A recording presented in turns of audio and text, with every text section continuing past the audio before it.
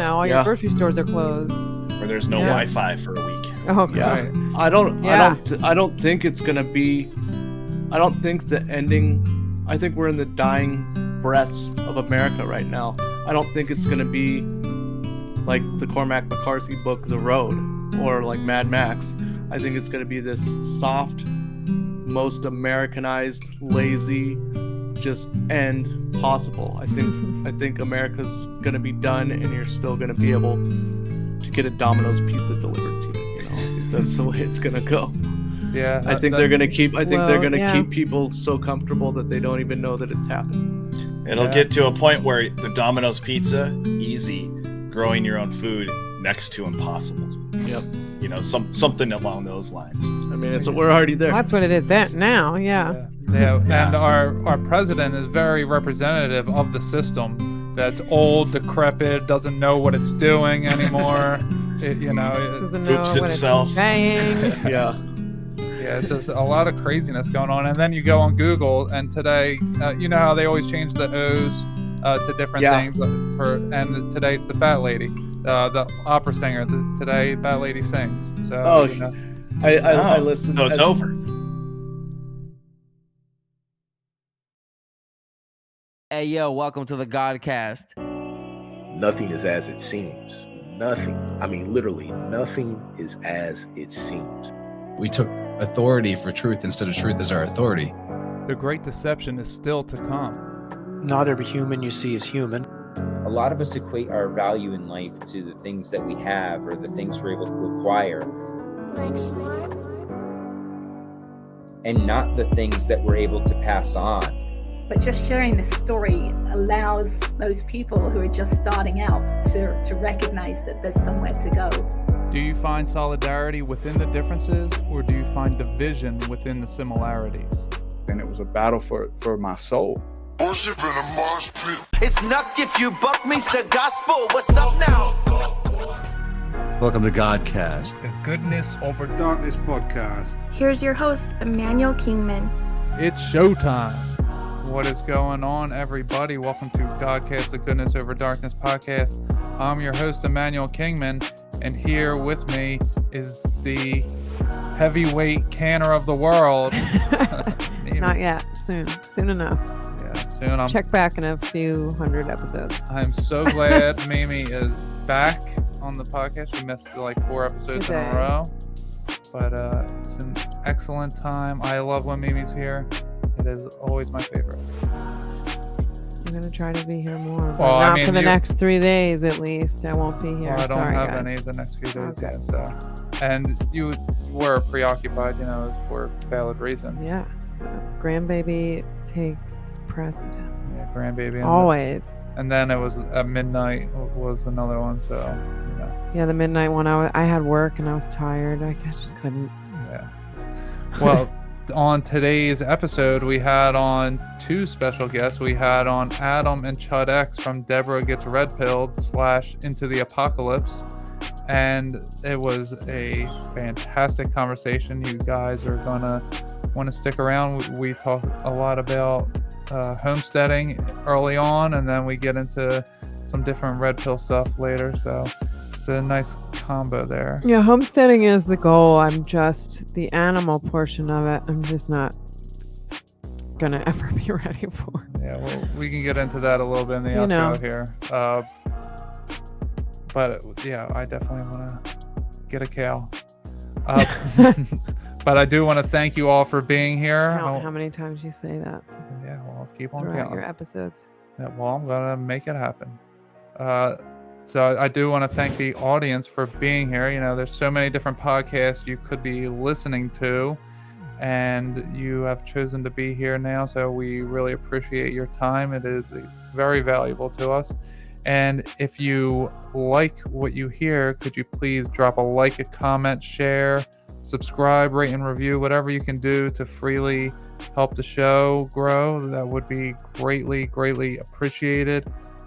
Make sure you check out Food Forest Abundance if you want to get a blueprint, want to get something installed.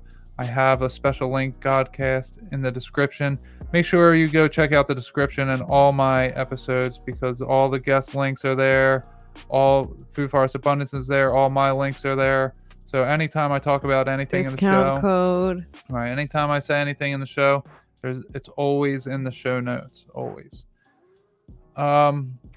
Yeah, so I guess go check out their podcast, Debra Gets Red Pilled / Into the Apocalypse.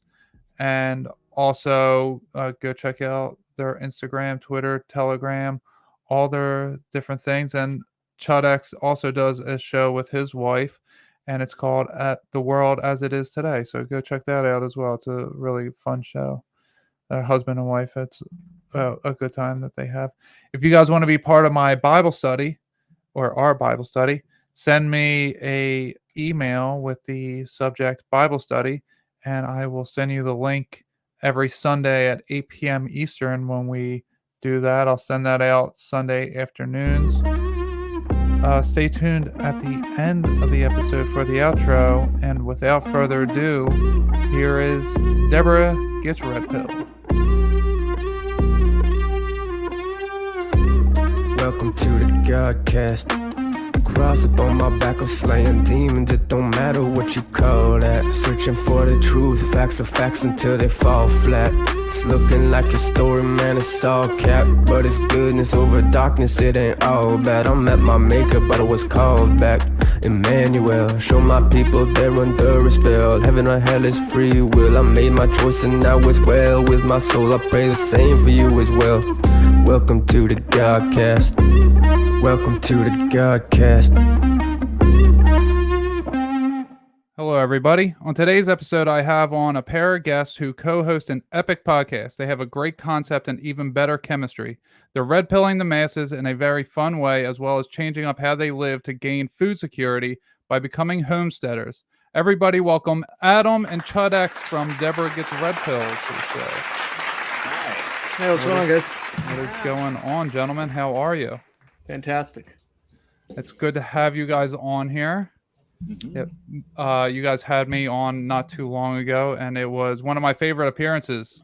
Listening back to it, I sounded good. That's what I care about most. I sounded good, and I think we had a good conversation. Yeah. Sometimes I say some crazy stuff. So that was really flattering that you said it was one of your favorites, because I think the day before in like the post, I can't remember if it was on Instagram or Twitter or what, but on like the day before you'd posted everything that you'd been on, and to be up there at the top of that list felt good, man. Yeah, it was a real honor. And we got a ton of positive feedback from that show too. Awesome. Yeah, I had some people hit me up from your guys' show. Reality Zari reached out. We talked a little bit. Several people. I don't even remember them all off the top of my head right now. But yeah, I think it was awesome. And yeah, I definitely have tried going on as many shows as I could, I have many different things I like to talk about. So being on your show, it was definitely one of my favorites for sure. Yeah, that's awesome. Yeah, so I also heard Matt at Great Deception shouted that specific episode out too, saying he enjoyed it. So that's great. Yeah, Matt's awesome. He's always sharing stuff around. It doesn't matter whose podcast it is. He's not one for the limelight or anything. He does such great work. And then, for him to put out that episode, I was so humbled by it. It's an amazing feeling. This community of podcasters that we have, we've just met not too long ago, and still it feels like we've known each other for a long time. It's just this camaraderie that hangs in the air. Yeah, for sure. Yeah, when you get a couple awake people in the same I want to say the same room, but of course we're not in the same room. It's via this technology. But when we put our minds together, there's an instant, kinship. It's like we're old souls that get together. Yeah, for sure. Yeah, and I'm glad to have you guys on my show, because you guys do some really great work on your show. I love the concept, red pilling somebody, walking her through, having her ask her questions, how she feels beforehand, how she feels afterward. It's a really good podcast for anybody who's just like trying to start out, learning the different stuff, the way you guys present it. It's an amazing job that you guys are doing over there. Yeah, it's challenging. I like to have the conversations that we get to have, but it's hard because I always have to. I just want to get into it as deep as I can with these guys that I look up to and respect, and then I'm having to defer back to somebody that has no idea what's going on and make sure they're keeping up. So, but she's doing really well. So if you guys don't know, on our show, we usually probably about 75% of the time we do it with my mother-in-law, my wife's mom, who's just a typical Bay Area blue-pilled boomer CNN liberal. And we've done like 116 episodes, and yeah, it's been a heck of a trip. And we recently had Bart Sabrell on to talk about the moon landing. That was amazing. Yeah, got her to say that we didn't go to the moon.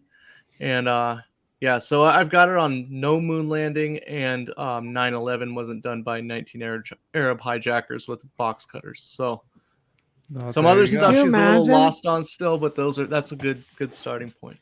She's at least open to Tartaria and ancient history, rethinking ancient history for sure too. I'm pretty sure she's a flat earther, but she'll never admit to that one.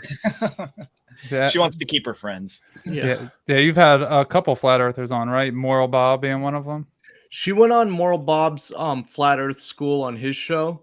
Oh, okay. But early on in the show, before I even knew Chud X, it was just me and her for like the first 80 episodes or something. Then I brought Chud X on. But like I think pre 20 episodes, we had David Weiss on when he was going around and doing his first like big media blitz tour of all the second-rate conspiracy podcasts. So we got him on when we were pretty new, and she'd never even. I mean, I think she'd probably heard of it when Obama said, "I'm not here to debate the Flat Earth Society." That was probably the only time she'd ever heard Flat Earth. So that was pretty cool. Okay, I'm just imagining in my head, like if we tried this with your mom, like I don't think it would go as well. Yeah. Well, what about with your mom? Your mom's pretty open, but I think she could be would be Redfield. on whatever side you wanted her to be on. Yeah, I can't. I mean, I can't do it. I can't do it with my mom. So she's feisty, but she'll just like go along with it. Whereas your mom will like fight you on everything. Yeah, my mom would get up and walk away. Yeah. She would not sit there. But that's the cool part about it, is that she's open-minded enough to sit there and listen, and she doesn't necessarily change her mind in the moment. Not many people do. Right. When I first started coming to conspiracy theories, I always, and I still today, I kind of laugh at them at first when I first hear it.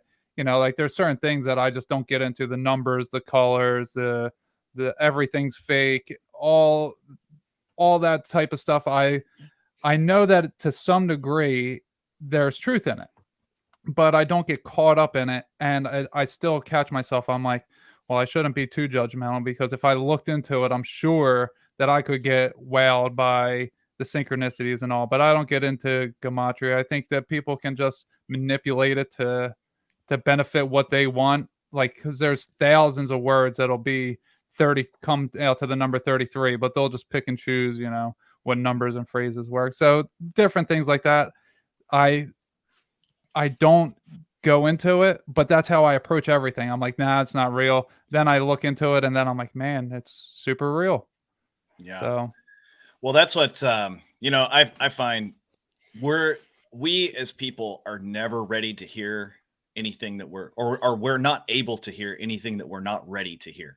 Mm-hmm. People have said things to me in my life throughout time that just sounded ridiculous to me, that I just couldn't hear. People talking about fasting, for instance. I knew some people who were into that 20 years ago, and I would say, I believe that you believe that that's a good thing to do, but that's good for you. I'm not gonna judge, but that's ridiculous. That's not how you heal yourself.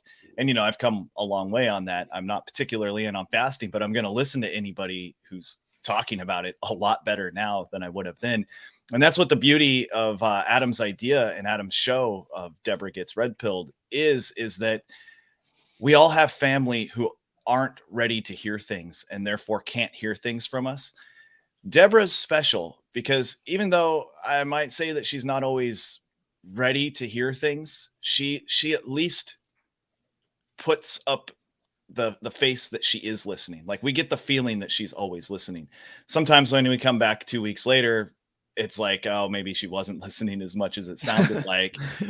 But but the listener, as they listen to those conversations and they hear this mother-in-law, this family member who can feel a lot like your own family members who can't hear what you're saying because they're not ready to hear it. They hear someone hearing these things and hearing them for the first time. And I think that gives a lot of inspiration to a lot of listeners. Yeah, I think you're 100% on that. And it's interesting that you're going to say something, Mimi? No, go ahead. It's interesting that you said, she's a liberal living in a liberal city, because I feel that the Republicans, like we were talking about Mimi's mom a moment ago, and her mom's a Republican. I feel that the people that are kind of awake, they have a lower ceiling than those who aren't awake. Those who aren't awake, once their minds are open, they're just it's to the moon. But those who are already awake to some of it, they stop themselves. Like, no, I already knew that before you, so I'm not going to listen to the rest of it. Yeah. I'm just going to hold off on there. Yeah. Like, I don't care what Nephilim means, like, I'll just go back to the church and pretend that doesn't exist in the Bible. Yeah. So you said that you guys started around episode 80. How did you guys meet? I thought maybe you were friends much longer. No. Are you familiar with Monica Perez from the Propaganda Report? So she's been a really good friend of the show. I had her on really early to tell us. You guys are in Georgia, right? Yeah. Yes. I think on like episode 14 we had her on to tell us about how Stacey Abrams is a created person. Oh wow. I gotta listen to that. Yeah, it was pretty good. And so I started I had Monica on a bunch of times, and then she started asking me to come on her show. And then one Saturday she did a big kind of like group show with a bunch of fans, and I think it was either a Patreon people or something like that. And she asked me to come on, and I saw that Chud X and his wife Lanny were on, and I'd never talked to them or anything before, but they said they were up in Washington, which isn't too far from where I'm at.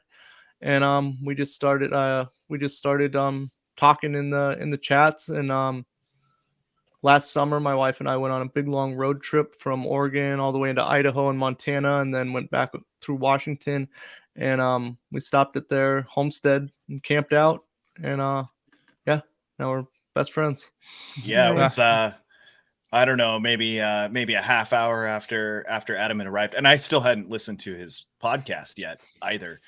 And but we talked a little bit, through chatting and things like that, and he seemed pretty cool. But then we're talking, and somehow or another the word Tartaria came up, and both of our eyes lit up, and it was kind of like this mutual moment of like, oh, you're cool with talking about this kind of stuff, like you'll there's no ceiling on what we're not going to look at each other and go, oh, you're crazy, what are you talking about? And that ended up being a pretty great late night around a fire. We had some pretty deep conversations, and it was good. Yeah, I think we started talking about, we both kind of came from the anarchy liberty world, and we're both kind of still have those principles, but are on our way out into something different, And so we kind of started out talking about that, and then realized pretty quickly that we were both fans of Crow 777. So then that's when I'm like, okay, we can let's get weird. Yeah. Well, that's awesome. You guys have great chemistry. It seems like you've been like lifelong friends. I had no idea that you guys just met last summer.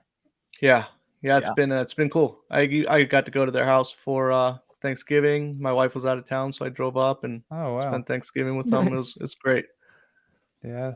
Well, it's awesome that you guys live near each other too. That's how we know God's at play. The synchronicities all match up, and just someone new pops up in your life all of a sudden, and it's your best friend. And that's just how everything has been going for me as of lately. I know that most people that are open and awake enough to everything that's going on, that's really how it goes. It's just like there's so many synchronicities. I couldn't begin to tell you all the things that happen, because it's just one thing after another, and if you're not experiencing in the moment, it's just too much to remember. Do you guys experience a bunch of synchronicities? Nonstop. Yeah, it's just crazy. So okay, you guys are both homesteading, right? You're both doing some homesteading. I want to get into that a little bit because Mimi and I were trying to get into that Slow and field. steady. Yeah. Yeah. So who? Okay, I know Adam, you just stopped working recently. Are you homesteading more now because you're able to stop working to do that? Yeah. I got blessed to have find somebody that wants the same stuff that I want. And I had a job. I was a union elevator constructor. Made a bunch of money, and I hated every day of it, And the plan was to get out at some point. And my wife and I moved from the suburbs at the end of this last summer, and we got 15 acres up here out in the middle of nowhere, in northwestern Oregon. And I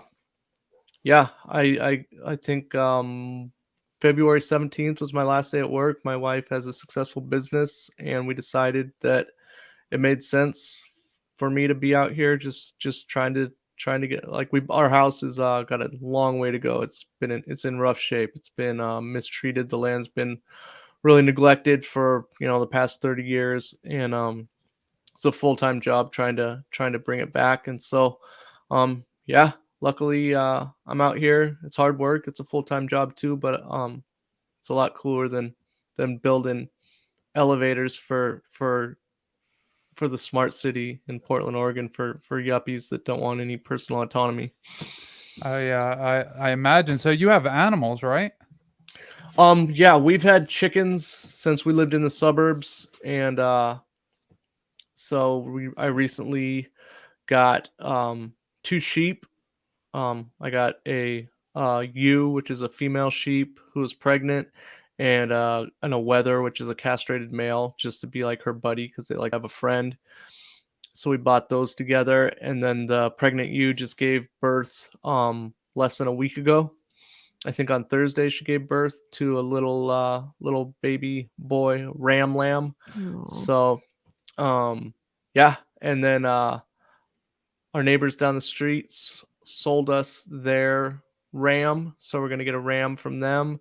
And on Saturday, my wife and I are driving up to Washington to pick up another ewe and her 2 lambs, and the 2 lambs are dairy sheep. So once we breed them in the fall, we'll be able to get milk from them.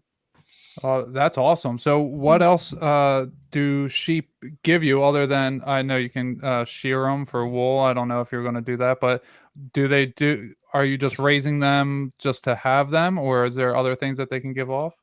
I'm going to raise them for meat. Okay. Meat, dairy, and I'll probably get rid of the ones that we don't want to keep. You can sell them. So yeah, well, it's super cool that you guys have all that. So Chud X, how about you? Do you have any animals with your homesteading, or are you just doing vegetables at the moment? No, we got chickens. Chickens, okay. We got 33 hens. I keep it at that number. No, it just happens to be that number right now. So yeah, they're all layers. So we get about 2 dozen eggs a day. We sell a lot of eggs. We've got a pretty big garden space. I'd like it to be bigger, but I don't think we're going to expand that this year. We're going to kind of prep it throughout the year by running the birds on the area that we want to turn into garden space next year. Are they going to eat the grass? They can scratch and poop Yeah. just kind of start making that area want to be a little more alive than it's been. But then we have a whole bunch of open space that we've had the intention to get cattle. We moved out here just about 3 years ago, a little less than 3 years ago.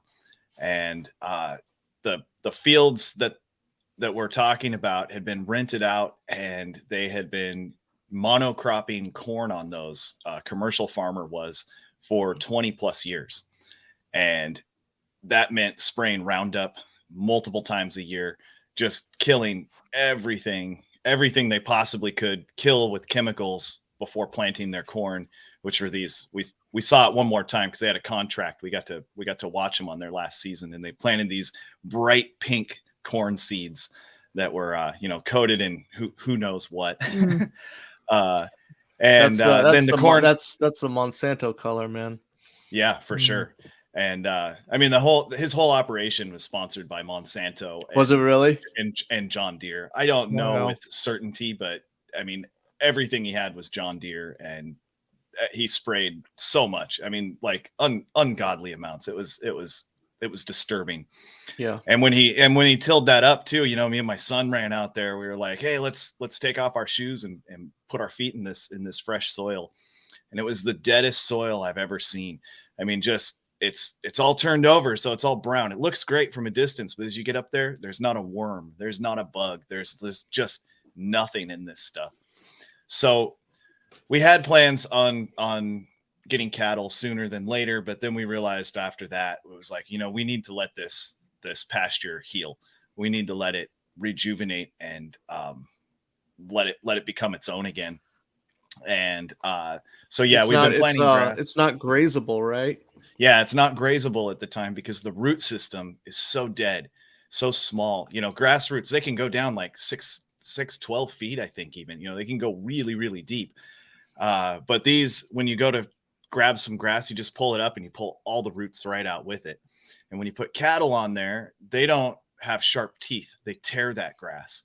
And if the roots are all loose like that, they're just going to tear all the roots up, and you're going to be starting over with a mud field by wintertime. So we're just trying to get that into better shape right now. So it's like, I'm spending a lot of time like mowing it and mulching the grass on top of it. We're putting seeds down. We're just trying to get it. And it's amazing. It's 2 years since that last spraying right now, or just about. And like I said, it was so dead when we first came in, and now there's everywhere you look, there's bugs and spiders and all kinds of other plants that are starting to grow because the seeds are just blowing in the wind and coming in. So it's becoming diverse and something that I feel like we can work with. Hopefully 2023 is when we'll start getting at least some kind of animal grazing out there. Yeah, that's awesome. I want to get a cow. If we were to get an animal, I would want to get a cow because they, I mean, the cream, the butter, there's just so much the milk you can do with, and it's diverse around here. We do have a lot of people that have chickens around here. Like her parents have what, like a dozen, 2 dozen? Yeah, I don't think the HOA will allow for a cow. I don't actually think we're not even supposed to have chickens, but a lot of people have chickens. So yeah, a lot of people around here. I don't think chickens. the HOA is going to exist much longer. If we start getting into food shortages and all, F the HOA. That's what I got to say, because there's just so much going on in the world. It's crazy. We've teamed up with Food Forest Abundance. I think you guys are with them too, right? Yeah, I started checking it out, and I paid the first part of the deposit to get in, but I haven't really followed up with it very much. And so you got the blueprint? No.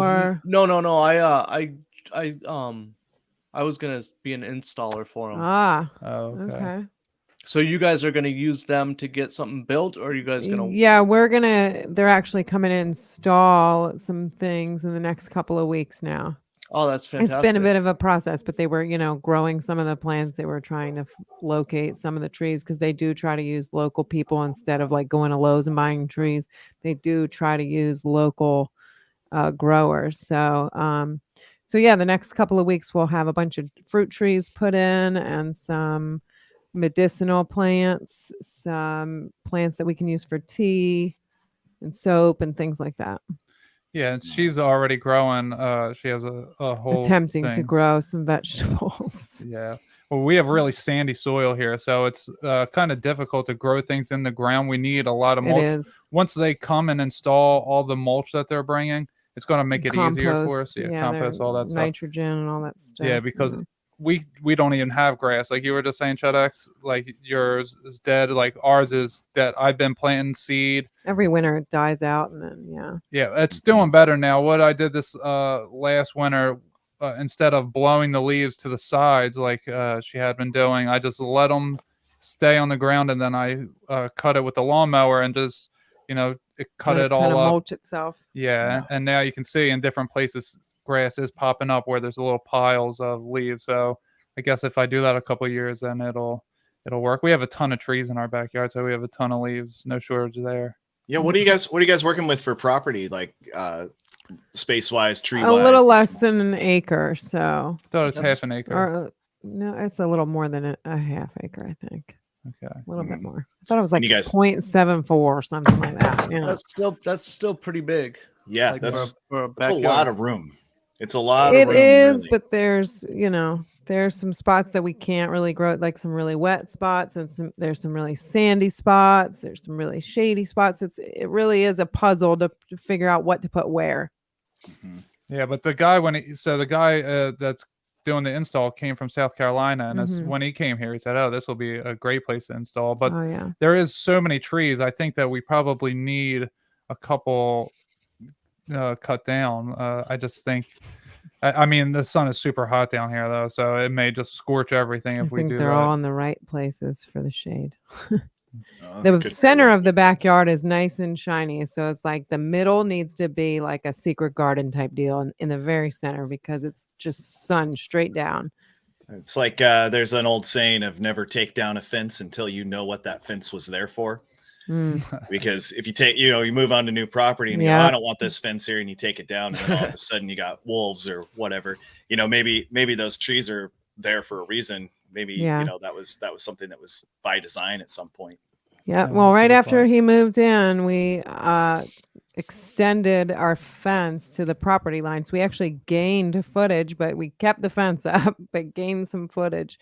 So. Well, they wanted to take the fence down before, and we had 6 dogs living here. We're like, no, you're not going to take down a fence and just leave it empty for 6 dogs to run off. Yeah. Just craziness out there. So with the homesteading, you guys are doing canning and all sorts of different stuff, right? Do you both eat a majority of your own food that you make and keep for yourselves? Do you go to the supermarket very often? Well, we just got out here in August, so we haven't successfully grown anything. I haven't even planted anything yet, which is probably a good thing. We're dealing with some really strange and nasty engineered weather right now. It's like a snowstorm right now here, which is unheard of. Absolutely unheard there of. was like 8 inches of snow on the ground yesterday. It's nuts. Like, I've never seen that in the dead of winter here, and it's mid-April and it's happening. Wow. So if we would have done that, everything would have been dead already. And I think probably if you went by the Farmer's Almanac, it would have said that we should have had a bunch of stuff in the ground already. We have some people in our Telegram chat that are in Southern California as well, and they said they're already dealing with 100-degree weather. Wow. And so I don't know. It seems like I don't know. It seems like they don't want us planting. I think they're really ramping up the weather modifications. What's going on with your guys' weather right now? Is it anything strange? Oh, well, the other day, little... so it's 80 now. It's 80 yesterday, 80 for the rest of the week. But it was 80 in February, and then it dropped down in March, and it was in the 50s. Then the other day, out of nowhere, it was really cold. On Saturday, it was really cold, and then today, I'm sweating while working. I'm sweating like crazy. Yeah. And then we've had some hurricane, tornado, hail storm stuff going on over here. Yeah, there's right now. Move the plants in and out, which is annoying. Right. Her oldest daughter and her husband and newborn baby. They're going to Arkansas, and there's supposed to be a tornado that hits there between Wednesday and Thursday. So they're going as far as they can, 6 hours or so tonight, and stopping and then waiting out the hurricane or the tornado. But we actually weren't too far from a tornado not long ago.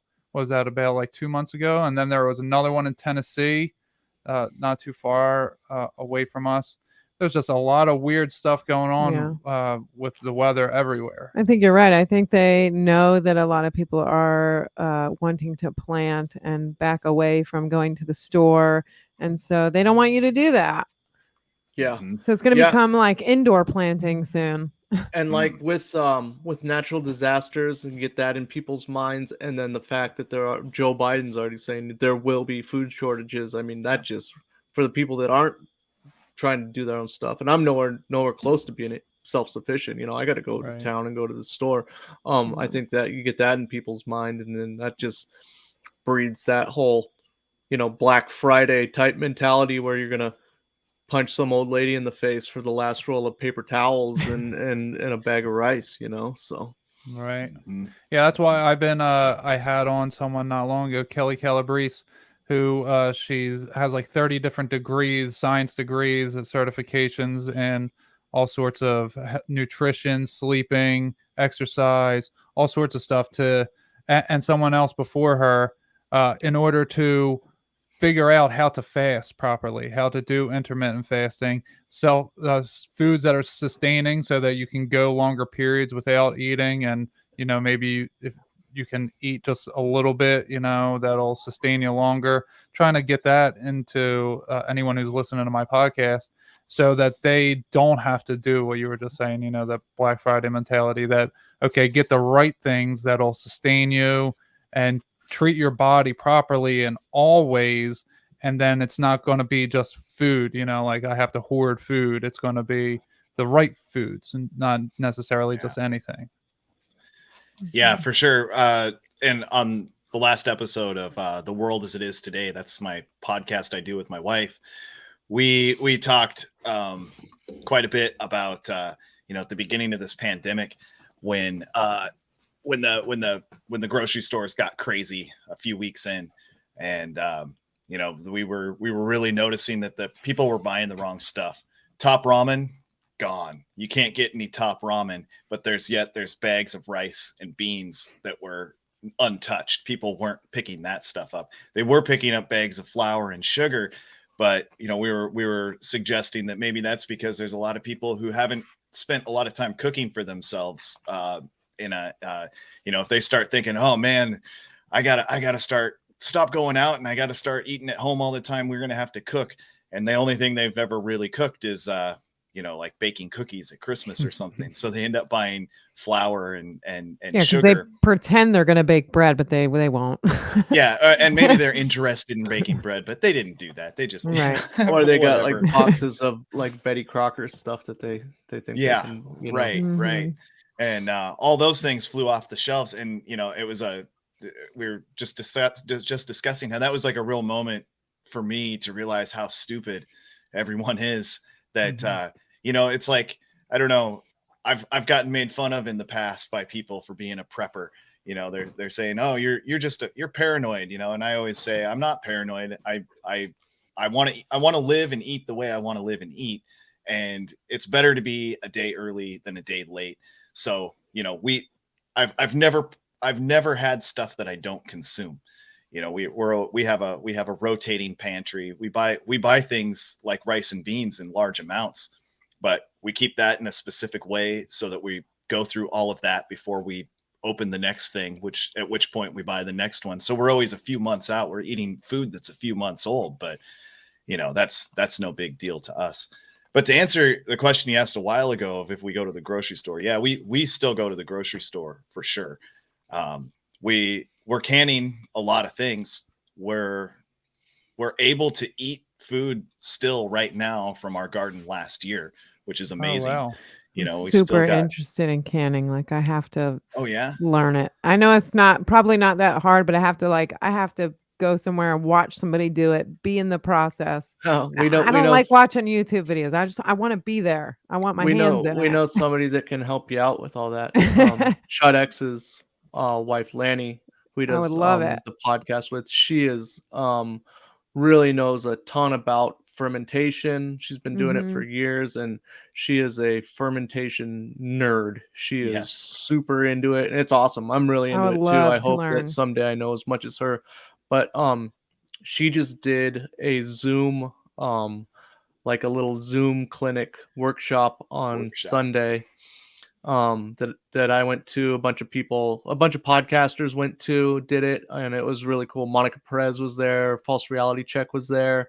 a bunch of people, Adam Schoenauer, and it was cool. It was just 2 hours. It was super basic. I didn't really learn anything new, but I know the people there did, but it inspired me to go get busy. So like right after it was done, I went and I made sauerkraut, and I got whey out of some yogurt that I had in the fridge, and got busy making some probiotic mayonnaise, all sorts of stuff. And yeah, it was just kind of that kick, like getting back to the gym or something like that after a long time away, and it was really cool. But you should hook up with us, and she's gonna do a bunch more. So yeah, she's gonna keep doing it. She's been doing it for a while. She has a YouTube channel. I know you said you don't like watching it on YouTube, but she has some really simple, like 5 to 8 minute videos on just basic using canning stuff, fermented stuff and canning stuff. Yeah. So yeah, that's Preserving Today on YouTube. That's the name of the channel. And she's been doing these workshops locally in person with people for some time on everything from canning, fermenting, bone broth. We do a lot of broths and stuff like that. And she, as Adam put it, she really nerds out on these things when she gets into it. She takes it to the most extreme in theory and takes it to the most extreme in practice as well, and does things over and over again until she feels super confident with it. And then she starts passing that information on to other people. And those people start teaching her things, because everybody who puts their hands on this kind of stuff adds something to it. That's why, it's such a shame that we've lost these traditions. These things used to be so important in families and being passed down from generation to generation. But over the last couple generations, over the last 5 decades or so, that's all just been in such decline, to the point where when people say, oh crap, I might have to cook for myself, they go to the store and buy out all the top ramen.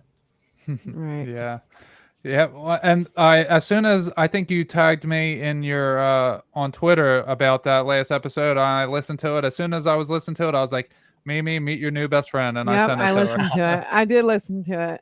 I have been watching some, not that she's been I've been watching a lot of YouTube videos and signing up for a lot of things. The one woman didn't show up for it. She was holding some kind of canning class. Gardening class.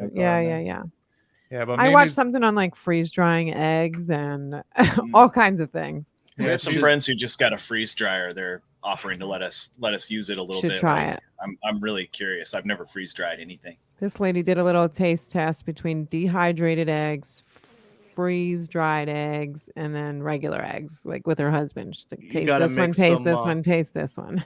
You got to make some salted egg yolks. Oh, that's the old school way to preserve them. Yeah, they start being almost like cheese. Yeah, you can grate them. Yeah, it's really good stuff. I'm down to try all kinds of things. I watched somebody make salt, like just grabbing a gallon of ocean water and then boiling it down and putting it in the oven, making their sea salt. I'm like, yep, I'm gonna do that. That is so cool. I've never done that. That's how easy it is. You just like boil it down for a long time, and then you put it in the oven for a little longer, and then boom. That's what I would think. Yeah, that's awesome. Yeah, it's amazing. Like Adam was saying, you meet someone who is into all the same things and it clicks. Like that's how it was with her and I. And she's got, all this stuff. She's really head on with all of it. While I'm food. Yeah, I'm head on with food. I'm busy podcasting and doing my thing. She's telling me all about how she's gonna help us with food in the future, and I'm like, okay, that's amazing. Like, yeah, you keep doing that. I'm not gonna slow you down. We need that. Yeah, that's beautiful. That's division of labor. I mean, that's my wife and I. We divide things. She does most of it. Even though I've spent a lot of my life working in commercial kitchens, I know my way around a kitchen very well. But she tends to be the kitchen person in our family, while I'm outside, and she's the brains behind everything. I'd be worthless without her. She decides, and we do it together, but she's really she spearheads, like, we need to grow this. It needs to be in the ground at this time, and this and this and this. And then I'm outside and I get everything ready, and I do a lot of this outdoor work so that we can get to a point where then I can harvest it, bring it into that kitchen, and she's already set up, and she's canning, fermenting, doing all these other methods of the dream for me. My thumb's not the greenest, so I'm really trying this year. This year's like practice year, sort of. So we'll see how it goes. It's like a Well, you know, dry that's- run. I'm good in the kitchen. Once the food is there and I yeah, can she's a use great it, cook. I'm great. It's just getting it to grow and be That's it usable. though. It's practice right now. Like I Yeah. say that for Yeah. where we're at, and anybody who's homesteading in right now, unless you're way out there and you're actually not going to the grocery store, this is all, I keep saying it's a LARP. You know, it's we're just we're pretending like we have to rely on ourselves for our food, but in reality, if you know, this whole place just flooded out and I was all my fruits of labor were destroyed or something, I'd be okay. There's grocery stores, you know, assuming that flood isn't you know, the flood. We woke up yesterday morning to all that snow, which was not expected. You know, I saw snow usually there's snow like in the forecast if I do what everybody else does and just look at my phone and see what's gonna happen. Which is a topic that Chud X talks about all the time. I looked at it. I'm like, oh, that means it's probably going to be some sleet in the middle of the night, and you know, it's not going to get cold enough to stick. And I think there's a gas station down about 15 minutes from us. That's technically the same town that I live in. I think that's like probably where the weather's taken from. And where I live is about like 10 degrees colder than that usually. So yeah, we woke up with all that snow on the ground yesterday and no power. And it's like my wife tried to get out. There's 3 roads out of here. My wife tried to get out, put her car in the ditch, had to like catch a ride home, didn't go to work. Our neighbors came over and they were like, okay, we're going to try to get out this way. We drove up the road. I followed them. It was blocked off. Couldn't get out that way. And then there was one more. So we went out. They got out that way.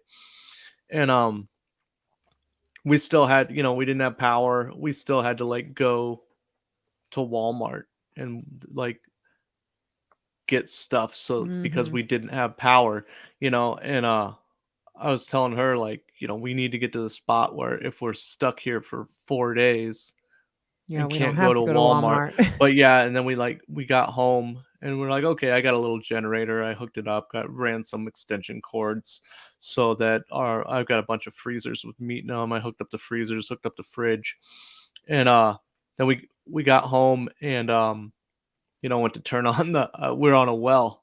I went and I turned on the faucet and nothing came out, and I was like, oh man. I've never had a well before. I always lived in the city, you know, and hadn't thought it out. And, it's something I have thought about and been like, man, this is really intimidating. I know nothing about wells. I got to figure this out. And so, you know, I woke up this morning really early. It was cold.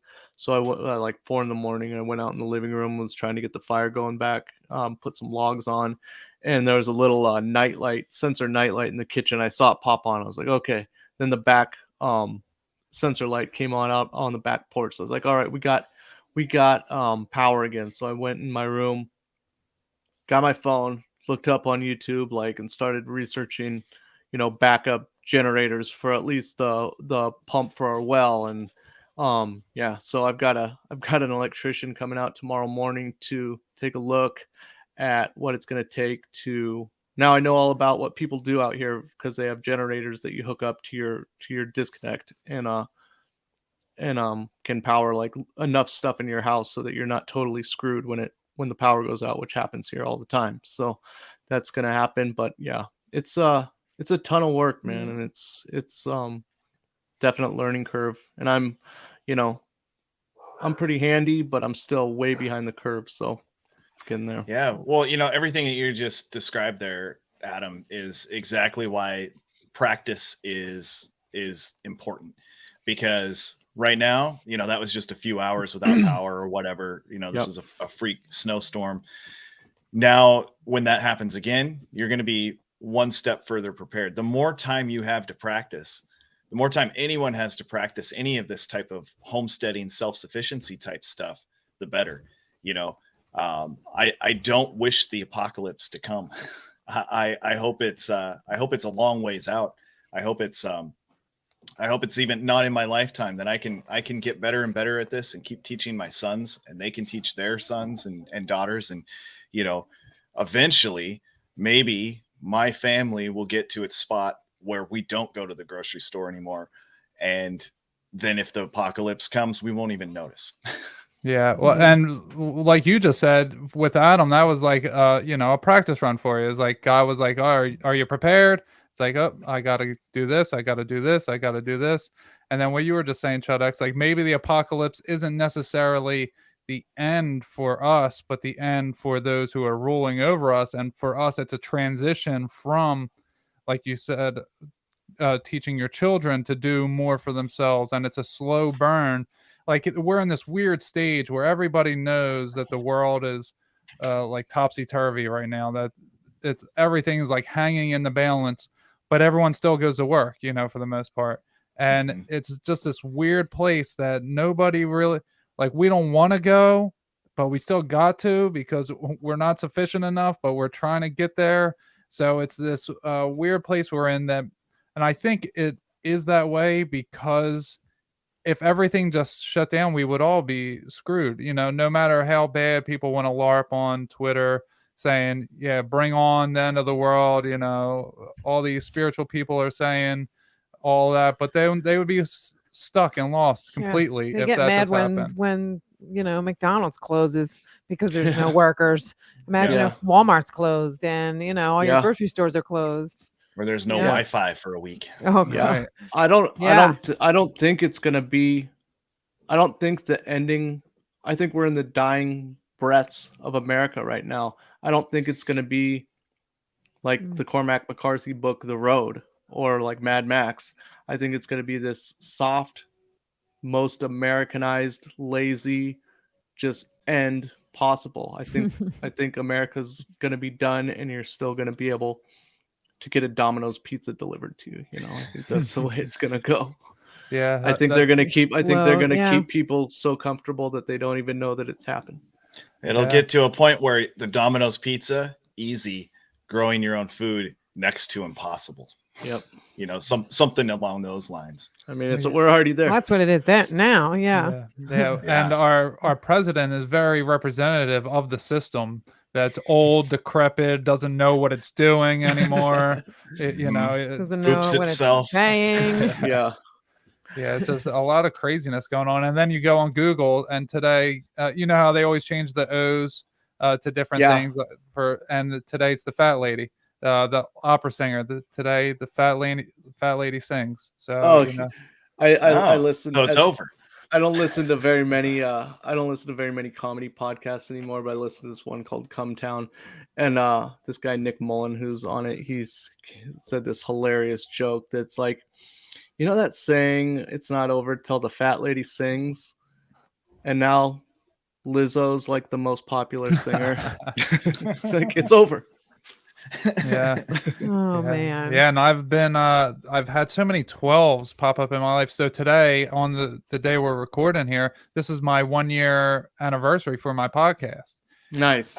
Yeah, so there was like all these different 12s that popped up to me, and it was like I just realized, like, oh, we're entering the 12th hour, you know, like this is like the final here. And then Google changes their thing today on the 12th, and it's like, oh man. Why did they explain why they had it as it's her birthday?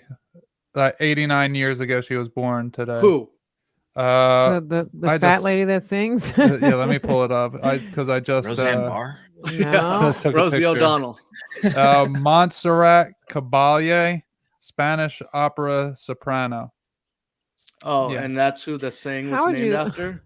Well, I don't know if that's who. I was going to say, how would you like to be the woman who's named after that phrase? I don't know if she's the one that's named after, but it's that's what you picture, you know, when the fat lady sings. You picture that lady. It's an opera singer who's overweight, and she, you know, just go look at it and you're like, oh, the fat lady singing.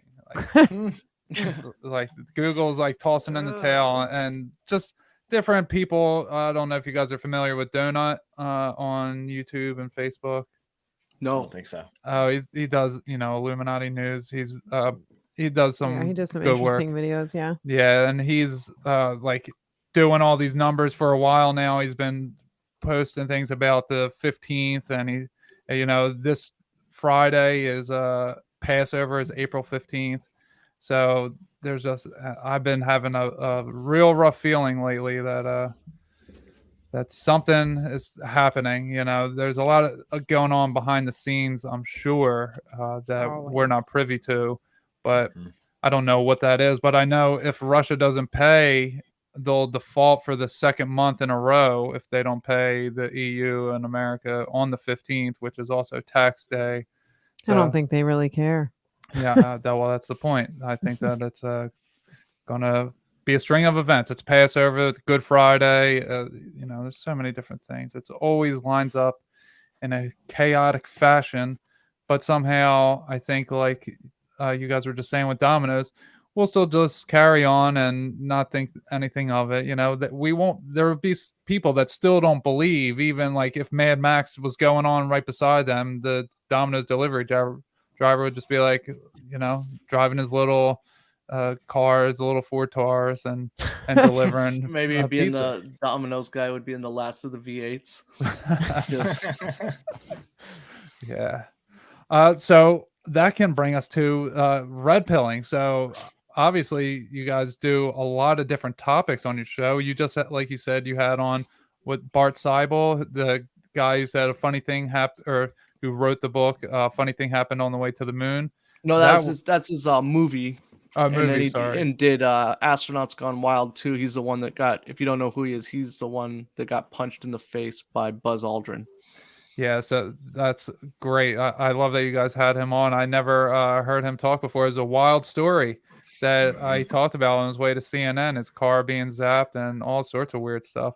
So, yeah. So go ahead. Do you want to talk about any specifics with that episode, or is there any specific topics that you guys have covered that have really blown your mind? I mean, Tartaria. Yeah, Tartaria is our favorite. For sure. Have you got into the Millennial Kingdom part of Tartaria yet? No. Please tell us. Dun, dun, dun, dun. So that's I haven't.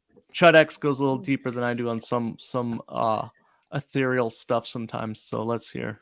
Todd goes extra deep on. Have you heard about a Chud X? Not necessarily. Was this like the millennial reign? Of I think so. Yes. Okay. But what do you have to say about it? Well, so I put together an 8-part series. I actually released 4 parts already, and I have 4 more that I'll be releasing all this week. The last 4 parts of it, and it just covers what it is and that it's already happened. So, like most Christians will say that like we'll be raptured before the trip. Before it gets too bad, we'll be raptured away. It'll be okay. And they think that we're in the biblical timeline, that the millennial reign hasn't happened yet. Well, I think that Tartaria, what we see as Tartaria, was the millennial reign. That all this grand structures, it's this 1,000 years of peace on earth that is going to be, Satan is bound in the pit for 1,000 years, and humanity is left to its own devices, and Christ is leading them. And there's just all this evidence to me that it's all happened. The destruction of the world, the sun being blackened out, the moon not shining, the stars falling from heaven, the wars, the pestilence, it all happened in like the early 1800s, late 1700s, into the 1800s. The year without a summer, the Napoleonic War, so many different things, the New Madrid earthquake. All that stuff is the biblical prophecy saying that was going to be the destruction of the world. But most people don't put it together because we're still here, and they think there wouldn't be a time period after. But there is a time period in between the Millennial Kingdom and heaven on earth, and that's when Satan is loosed from the pit to deceive all the nations. So we're like the meat in the sandwich right now. The sandwich of goodness has the evil meat, and we're that in there. Yeah, essentially that. Pretty much. Yeah. So like, there's just so much to it, but yeah, we're all here. That we're different. I guess different people would be here for different things, but we're here to usher in the new heaven, new earth, that we're going to bring in the judgment, that rapture has happened already.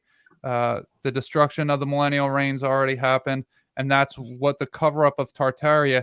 And then every single conspiracy theory thereafter is branching off of the covering up of Millennial Kingdom already happened. So if they think they can throw us off the timeline, that they can extend their time as rulers, and so they've covered up everything, and that's what the whole cover up has always been about, and all the lies and deceit was for us not to know that Satan has been loosed from the pit and is the one ruling over everyone. Like we can't tell. I mean, oh yeah.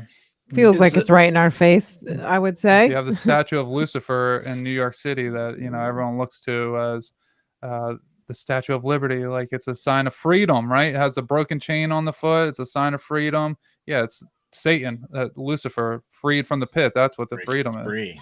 Huh. Wow. Yeah. Is there anything that you've found in scripture that you believe that talks about how long the hard times are going to be? It doesn't say how long. It just says Satan will be season. loose for short season, a little season is how it gets translated into English. But yeah, it doesn't say how long. So, but you can guess a little bit, because in Peter he says one day to God is like 1,000 years to humanity. So if we're talking about a season, then we would split it in 4, right? So 1,000 years would be split into 4, would be 250 years. Well, America turns 250 on 2026. So, I mean, that's kind of, I think, would be it. That would make a lot of sense. Yeah. Yikes. Well, so I think that it's going to get worse before it gets better, but I don't know how worse it's going to actually get, because I think it's going to be easy enough for us, to those who are aware and open, that we're going to be able to transfer seemingly right, like Adam was saying, slow, easy. Yeah, but maybe there will be a big bump at some point. I'm sure that there it's will called be. COVID. The old totalitarian tiptoe, as our friend David Icke would say. Of course, you got the CDC right now saying COVID was just a practice run for what's about to happen. Did you see that video of Robert Redfield talking about bird flu? Oh, I heard about it, but I did not see it. Do you want to get into it a bit? I mean, I don't know. I just saw Robert Redfield is the guy who used to run the CDC, I believe. Yeah, under Trump. Yeah, and he kind of had taken a step back, resigned, I think, amidst the pandemic. And then he's recently come out with a video saying that there's going to be a bird flu with, I mean, I don't believe any of this, but he says the fatality rates are going to be 10 to 50% of the population. He says that. I don't believe any of it. But I mean, it's just the idea that he's saying that the first was a practice run, and that this is going to be what's really going to be bad. Cool. It's the practice run was great practice. Wow, what 0.0003% of the population died? Cool. Connect with the snake venom. Snake venom, bird flu. Yeah. Did you guys watch The Water? No. The Stu Peters, I think he just put it out yesterday. I don't even get into Stu Peters, because I think when you get to a certain level that you're somewhat controlled, you're only allowed to do certain things. So he's just, he's not someone who I watch. He's on Rumble. I don't typically go to Rumble. I think that's kind of like somewhere you can get stuck in an echo chamber. So I try not to go into any echo chambers. But Deplorable Janet shared it, and she goes, everyone must watch this. So I was like, all right, if Janet's saying it, I'm going to go check this out. So I checked it out, and you're saying to me, like, you must watch this. Yeah. As soon what's it called? It's called Watch the Water. And it's on Rumble, Stu Peters? Yeah. Yeah, you got. I think he posted a link on Instagram. I think you did, or you shared it somewhere. I just saw that name somewhere. Maybe it was your posting. Yeah, I put it on Twitter. Yeah, if you guys go to my Twitter. The gist of it is that COVID is not coming from bats. It's coming from snake venom. Yeah, it's snake venom. And there's so much evidence to it. This guy, he was a chiropractor. and he was fighting about remdesivir because his father had died from remdesivir, and he was already researching and saying, that it was killing people because of the studies that were done. And now it's the only thing that's allowed to be given to people and children, given to newborns, and all sorts of crazy stuff. And he said then someone sent him like some random number or whatever, sent him a message and said something about if you were bitten by a snake, wouldn't you want the anti-venom? And then it just got him thinking, like, what does that mean? And then he started researching, and it turns out that it could be that what everyone's experiencing is snake venom poisoning. It's all the symptoms line up. There's actually been losing your taste and smell is part of what would happen if you're ingesting venom. It's crazy. And it all goes back to the serpent, that old serpent, the devil and Satan, that is, as the Bible would say it, is trying to make a comeback. And actually that goes into how my series ends on the Millennial Kingdom, is how he's coming back, how Satan is going to, or the Antichrist, whatever, is going to present himself to the public, or has already presented himself, and we just are unaware of it. So it was greatly interesting, because I've been putting this thing together for weeks and I haven't had time to finish. So otherwise I would have had it all out already. And then I saw this and it was like, man, there you go. It gets into it goes into the mRNA and the black goo, and it really gets you thinking that he's on to something. So if I can ask if there's a quick answer, like how would the snake venom be getting into people? You'd be ingesting it through water sources. Yeah. Watch the water, right? Yeah. So what the CDC is testing the wastewater, which I guess a lot of people don't know, that they test the wastewater all around the country. And they'll say when the levels spike, they'll say in 4 or 5 days, you're going to have an outbreak of COVID. Yeah, they can test for COVID in the poo. Yeah, exactly. So they can predict the COVID. Right, but it shouldn't work that way. If it's in the waste, then that means it should be out of people. But they've recently upped that. So they're probably somehow, with all the geo engineering that they're doing with the planes, they're probably spraying it in the water. Us with snake venom. And let's not forget that Bill Gates is trying to get us to drink that. And I think that wastewater. That they were saying that you can't die from ingesting it. It would have to be injected for you to die from it. So but if you're ingesting it, you're just going to get these loss of taste, loss of smell, these symptoms. And snake venom likes to attack. If you're a diabetic person, it's going to attack that. If you have kidney issues, it's going to attack that, because it's already your weakest point. So it's already going to attack the things that are weak inside of you.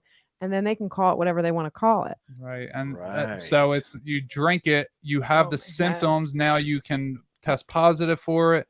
Now you need the medication. The only one that's allowed to be given is one that's killing people on the 9th day. And it's only approved for 2 5-day spans. And the average person that gets on it dies on the 9th day. Euthanize you, and without you being able to fight back. Yeah, and also then it gets into the mRNA. So it's being injected into you, and it's being given to you as the cure. But that's the part that. Thus the booster shots, because you need to keep the pumping more into. The more bites from a snake you receive, the quicker you're gonna feel the effects. Wow, I want to watch this. This sounds. Yeah, they made a good point. Intrigued. About when you search COVID comes from bats, they don't really stop you, they don't fact check you, but when you go to search about snakes, it's like no, don't look at that can't be it. So it starts getting the flat earth treatment. So it starts getting flagged everywhere. So that was another thing that made them keep digging. Because I've heard some similar arguments, like about like radiation poisoning having the same effects and things like that. I think that's part of it too. And people believing that there's, we're all being like nuked the or something to that. The 5G's doing it. Things like because that. in the what was the Spanish flu, 1918 or something like that? Mhm. Wasn't The there radio some waves. big like electricity or radio rollout? Radio waves, yeah. Okay. Yeah, and even more than that, Hong Kong flu was the microwave. The bird flu in 09 was 4G. The swine flu in 03 was 3G. The It goes all the invisible way rainbow. back. Yeah, That's I have it back here somewhere. The Hong Yeah. Kong flu came out when like the household microwave became in Yeah. vogue. Mhm. That's cool. Chud X has been talking a lot about the microwave recently because they just got rid of it. Yeah, I was yeah, just thinking congrats. it's like the one I- thing I- that you shouldn't have. I was listening to you guys talk about that and how you're having a hard time without it. I haven't had one for 20 years, man. I don't. It's not even. Oh, a yeah, thought. it's It's not never- even yeah. a thought in my head. You know. It's wow. yeah, it's not really a hard time. It's mostly my son, my 8-year-old son, who liked to one of his projects he could do without any adult supervision was put some popcorn kernels in a little bag and put that in the microwave and have a popcorn snack. And he's really bummed that he can't do that anymore. It catches me off guard because I'm used to it. Like if I want to reheat a cup of coffee or some tea or something, I go, oh yeah, I'll just throw that in for a minute. And then I go, oh, I have to get out a pot and warm it. It's just something I gotta rewire my brain to think differently. Reminds me of the Jiffy Pop days. Oh yeah. Uh-huh. Yeah, Jiffy Pop's I good. never successfully cooked one of those without turning it into charcoal. We used Yeah, to me have too. like the little popcorn maker thing, like you pour the kernels in the top and yeah, then and it it hits pops the into top the and bowl. it goes in. Yep. Yeah, those things Yeah. are awesome. Yep, it has a little butter warmer on the top. Yeah. We've got one those of are those. those are great. Yeah, I don't even know what you guys are talking Oh, about. I'm so sure I I'll have to gotta- have Grandma dig it out for you. I've heard you can use those if it's an air popper one where it just uses hot air, no oils or anything. You can roast coffee beans in those. If you can get like green coffee beans, you can straight up roast and do your coffee all with a popcorn popper. Very interesting. And you can also get a little air fryer for any other foods that you don't. You would just put in the microwave, throw it in the air fryer for a few minutes. Toaster oven, air Yeah. fryer. Yeah. Those things are amazing. Yeah, we're plenty equipped. That's why we got rid of it. Like it was kind of like it took up space, and it was just something. It came with the house, the specific microwave we had. We had one in our previous place too, but it was just there's like a little spot, and that's just where it was when we moved in, and we never really reevaluated that. But we don't need it. Nobody really needs it. We're all addicted to conveniences. Yeah, agreed. It's difficult. I carry around my cell phone. I have a bag from Sparrow Gear from Matt Landman. I keep it in my pocket.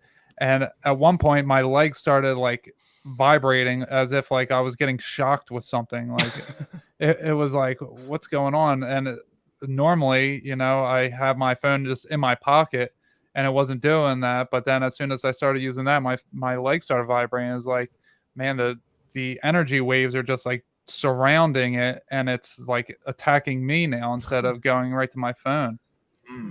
What part of Georgia are you guys in? We're outside of Savannah. Yeah, near the ocean. Well, not too far from the ocean. Okay, so you're close to like the eastern side, close to like South yeah. Carolina. Yeah, I was in South closer Carolina to today. Jacksonville, so we're further south. Okay, got it. What's the sky look like where you're at?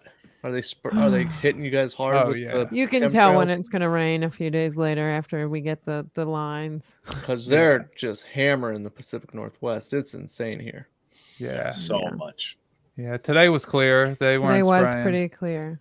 Yeah, but I think they was your sky light blue or dark blue? it was fairly Oh, dark. Yeah. I thought it was light over here by the house. Maybe I was in South Saw another Carolina. mantis thing in the sky today. Oh yeah, we see some crazy clouds. Weird clouds sometimes, like the one random cloud in the whole sky. Did you take a picture? I didn't. I had the baby on me and my phone was plugged up because I'm trying to keep my phone away from the baby as much as I can. Are you guys familiar with Ron Weed? That name sounds familiar. Yeah. He Oh has yeah. Who is he? He has a podcast, Imaginarium of Thought. He was just on the Monday Night Debaters with Matt the other day with Andy Rails and Ryan Dean. Yeah, I listened to that. I remember him now.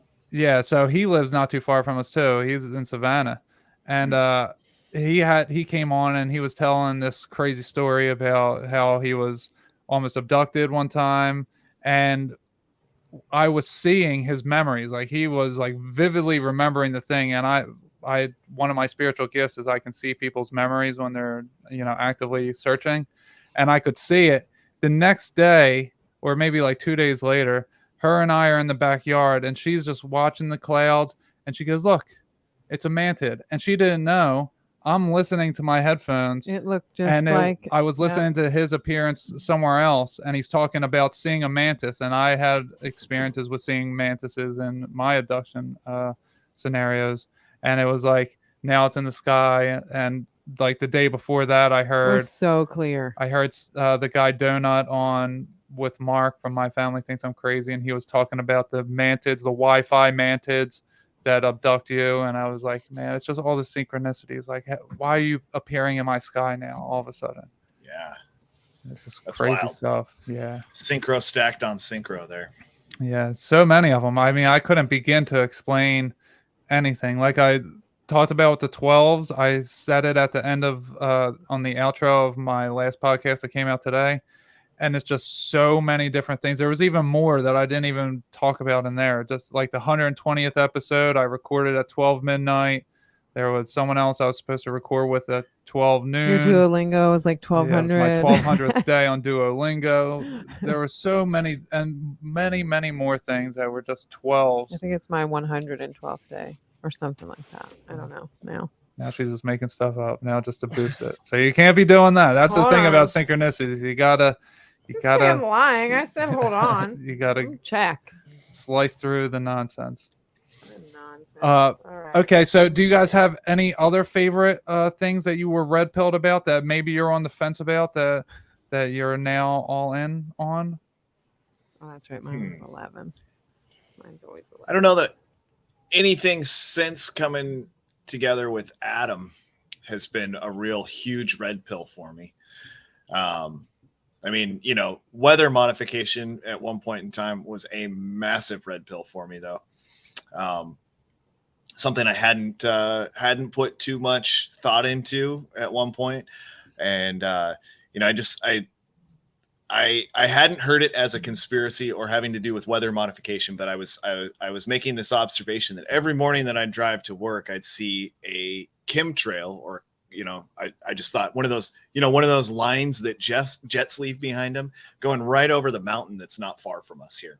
And it was like clockwork. It was like every single morning I'd see this. And I finally remembered to say something to my wife. I was like, yeah, what do you think they would be doing? Like what's out that direction? You know, I could see them going north, or I could see them going south, or, you know, kind of these other ways, but like, that's mountains for quite a ways. Like, and it's not pointed in any particular direction. She was like, oh, it's probably chemtrails. And I was like, oh yeah. And, you know, she kind of gave me a refresher from old coast to coast that I'd heard, but it just never really like sunk in. And then like watching Frankenskai's Matt Landman's great documentary, you know, it was just like, I started paying attention to the sky a lot more. And that's only ramped up by a massive degree since that time, for multiple reasons, not just because I'm looking at chemtrails and weather modifications, but you know, I believe in a sky clock, and I think that we have spiritual connections to the sun and the moon and the stars and all kinds of things. I think it's really important to be looking at our skies, and that's part of what the whole weather modification thing drives me nuts about. Is I think they're deliberately trying to stop us from looking at our skies. I think they're trying to block the skies out for us. Now, that's my perspective here in the rainy Pacific Northwest, where, you know, we don't have a lot of blue skies. So even when we have, it almost seems like a clear day, they end up being these really, really light blue skies that I'm coming to realize are kind of more like looking through a haze. Right. And I think it's blocking out the stars at night. I don't think we see nearly what we're supposed to see when we look up. You recently like talked in person to Alana Friedland. Yeah. And she broke down a lot of cool stuff to you too. Oh yeah. She's amazing. Have you ever heard of Alana Friedland?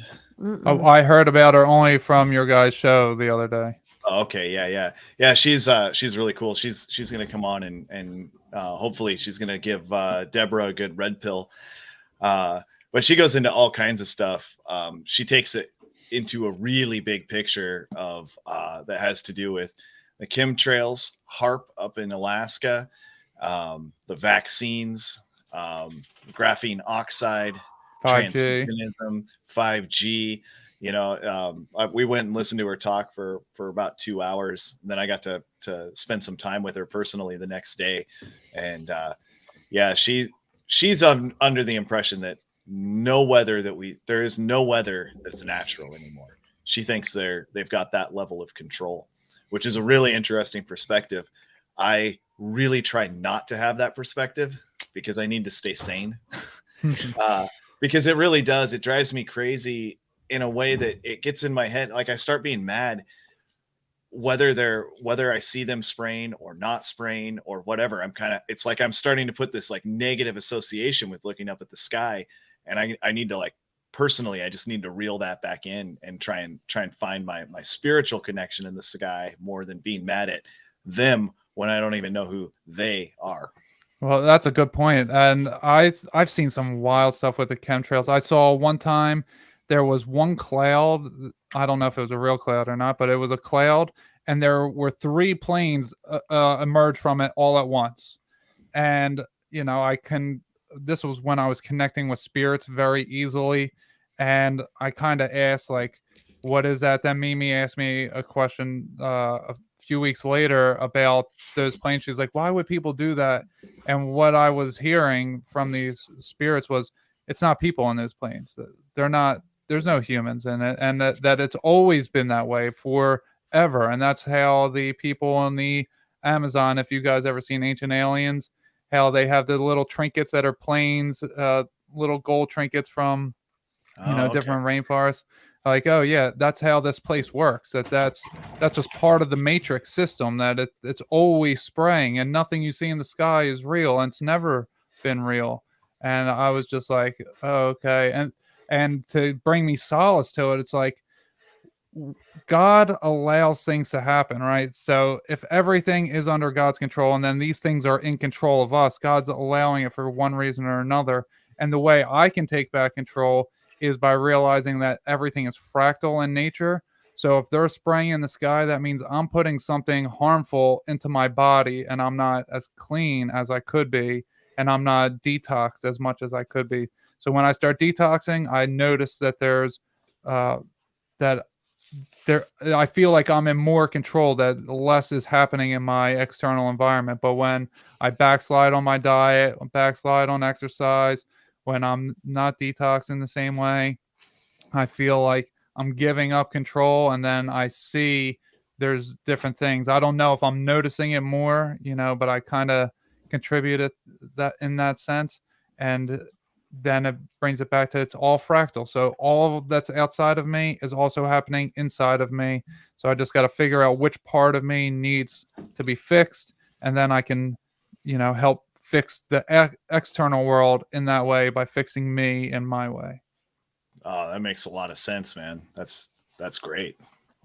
Yeah. That's like all I can do, like people always say, like, what can we do? And we feel like we don't have control. Well, I have control of my body. And if enough of us do those things, I think that's what's happening, is why it's the quote unquote apocalypse, the unveiling, is because enough of us are doing it to where they don't have control over us. We broke free from the programming. I was programmed very heavily in my lifetime. And I think that everyone was. Yeah. Simplicity of that, take care of yourself. The simplicity of that is so hard for people to like grasp.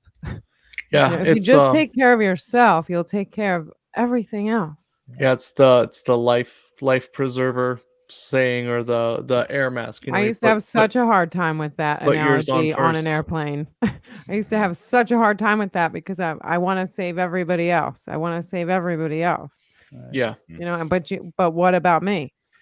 Yeah. All right. That's why I just got these blue blockers. they're amazing because I'm at the computer, if I'm not working or outside or, with the family, I'm at the computer either editing, talking to someone, whatever. And someone recommended them and I looked them up and they were pretty cheap, only $40. They have ones that are like $15 too, but I got these ones. Man, just my eyes feel so much better wearing them, looking at the screen. It's just, I want to wear them all around the town, but I can't. You literally can't see the color blue. So when you look at the sky, it's orange. So. Oh wow. Yeah, we had John Brisson on, and he pretty much said that like I shouldn't wear glasses. I'm like legally blind, like I can't see anything. But he said that prescription glasses are pretty bad. Make it worse. And these are transition lenses too, so they get super dark like as soon as I go outside. He's like, don't wear sunblock, don't wear glasses, don't wear sunglasses especially. So I think based on his recommendations, I'm gonna at least start doing like half my chores that I don't have to like read a tape measure for, like without glasses on, and see what happens. You ever do sun gazing? No, but the other guy has. Yeah, I've done a little bit. You can even do it with your eyes closed, and it will help because when you close your eyes, you'll see the cyan color sun still with your eyes closed. Yeah, it'll definitely help you still, and you just build up to it. Yeah, I started watching sunrises and sets as often as I could a couple of years ago. Part of that ramping up my looking at the sky, and I came to find that I haven't really watched a sunrise unless I see the full disc. I wait until I know right where that pinpoint is going to come. And once that pin, I start doing some kind of breathing exercises and stuff as it comes. And man, I've seen some wild stuff looking at the sun, especially as that first little point comes, something rushes over me. Oh yeah. And there's been times where I've seen orbs go past me and all kinds of stuff. And, and then as I watch and as that sun comes up, which is, it's like three minutes or so that it takes for me to see the full round disc. And by the time I'm done looking at it, that thing does not look like it does in anybody's picture that I've ever seen drawn or anything like that. I feel like it's like some kind of tunnel. It's some kind of vortex or that's exactly right. Something that's up there. It's not a big ball of fire. Like you're not allowed to look at it. They say don't look, don't look. I'm so glad to talk to somebody else who's sun gaze because I can't ever really express it, and you just said it perfectly. It's like traveling. I feel like I switch timelines sometimes when I'm looking at the sun because it is a tunnel. And like you said, you see orbs rushing past you. I've had encounters where I swear that angels have come to me and have taken me somewhere. And then like I don't want to say lose consciousness, but all of a sudden like I come back to and it's like, whoa, like did I fall asleep? Like how long have I been out for? And it's only like, a few seconds. But it's like I've had these encounters that it's like I'm pulling the energy directly into my mind's eye. And it's like that whole tunnel is coming directly to my mind's eye. It's not like it's going past me. It's like it's coming right into me. It's very awesome. You're a part of it when that's happening. It's not just something you're observing. It's not something that's going past you, as you just put it. It's you are one with it. And Mimi, you pointed out like you're not supposed to look at the sun. Like that's I mean, is that one of those things? Have we been being told not to look at the sun for all these years because there's a major connection there? And if everybody started looking at the sun more, we'd start to learn a lot more about ourselves in a spiritual sense. Such a dilemma because the don't look at it, and then you have the people that the people that do look at it, and then you have sun worshipers. Then you're also bad if you worship the sun. So if you're staring at the sun, are you worshiping the sun? So there's like this. There's got to be this weird middle ground, of course, because there always is some balance point. I think the sun worship thing is kind of just perverted to get you not to look at the sun. I think that's part of it. I could see that. Right. That's what I'm saying. They do I can that. see why, because I can stare at the sun. You can ask her. I can look at the sun on 12 noon. It's bright, high in the sky. I can look right at it. Right, Not like very anytime, long. yeah. I can look right at it, and I'm fine. I can do it while driving, staring at the sun while driving, and it No, I doesn't can't. affect me. I'll start seeing spots everywhere. Well, I don't. I see one centralized spot, and I can move it. If I just move my eyes over, and then I can drive with my peripherals if I need to. Not that I do that often, but because I look at the sun so often, it's become a regular thing for me. Where when I'm driving into a sunrise or sunset, everyone else is slamming on the brakes, and I'm in the fast lane. I'm like, yeah, okay, you guys, pull over. No one needs you on the road, but I can look right at it, and I'm cool. So you do have to build up to that, obviously, and you start out by sunsets and sunrises, but it has a lot of healing properties, and it can definitely benefit your eyes if you do it to a degree. I don't know if it's going to heal your vision from glasses or anything, but it has benefits. I already have fine vision before I ever started doing this, but my vision has no doubt gotten better since then. I don't know that it's gotten better that I could see a letter farther away on a sign or something like that, but it's gotten better, at least transitionally speaking, like going from light to dark. I used to be kind of blinded for a moment. Well, or maybe more the other way around, going from dark to bright. If you're in a dark room and you walk outside and it's bright and sunny, it's just like everything's white for a little bit. That doesn't really happen to me anymore. I go from dark to light or the other way around, and my eyes just adjust just instantly. And I think I'm sure that that's connected to that. The other thing too is it still happens sometimes, but you ever get like floaties in your eyes, little I don't know, squiggles or dots, or they almost look like worms and things like that. It still happens to me sometimes, but that used to be like a chronic problem for me that I never really talked about because it was, I don't know, it didn't fuck up my vision. I could always read and do whatever I needed to do. But that's gone away almost entirely. Do you know what that may be? And this is what I was about to get into next, was the eye parasites. That's what I've thought. Yeah, that's what I believe. Prions. Yeah. Well, so there's this medicine, or not medicine, it's a detox that you take, and it's called VisiSharp. And you take it for like 6 months, and it improves your vision. And I took it, I did 4 months. And I can see further. I can see little letters.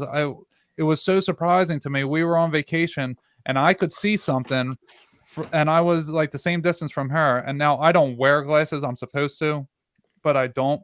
And I could see it clear as day. And it was like the first time ever that I could see that far. And I was like, wow, this is really improving my eye vision. And I don't see any floaters anymore. I did it, like I said, 4 months. I know you're supposed to do 6. But it's like $150 for 5 bottles of it. But yeah, if you guys, It's like little capsules. Yeah, if you need to. I didn't look do into them it, as it's strictly called as I probably VisiSharp. should have because my vision's way worse than yours. Yeah, I'll check Way it out. worse. Yeah, well, I'm all into My taking eyes supplements itch to better like myself. constantly. That's great. Yeah, that's great. Taking supplements is important. I do think that stuff is parasites. I think that we deal with a lot more parasite-based problems. Snake venom and radiation with COVID. I've also spent a lot of time wondering if this is just a parasite. Yeah, People are dealing with some kind of a parasite. Could be all of the above. Or a combination, Yeah, for sure. Trifecta type thing. Mm-hmm. Yeah, we've done a few episodes on that. Detox your body and all that. I mean, I've gotten so many people to take wormwood pills. Yeah, we're actually we've been doing it for months now, and we start 3 days Tomorrow. before. Yeah, we had on Alexia Eisenhower. She's kind of like specializes in parasite detox. Yeah. And she said start 3 days before full moon, the day of the full moon, and 3 days after, because that's when your parasites would be in your intestines, partying it up and having little orgies to multiply. Why people are so crazy around full moons is their parasites are in control. So Tomorrow we start. I think it'll be the 4th or 5th month in a row. Yeah. Did she talk about gut health at all as it relates to that? No, I don't think so. She might have stuff on her Ricky Leaks page pertaining to gut health, but because she does a lot on wormwood, she does a lot on sodium chloride and MMS and all kinds of different protocols to clean out your system of all kinds of things. So she's a really good contact for that kind of stuff. Cool. Yeah. Yeah. So wrapping up here, is there anything that we didn't touch on that you guys wanted to bring up? I think we covered a pretty good. Yeah, it was a good smorgasbord. A lot of stuff. Yeah.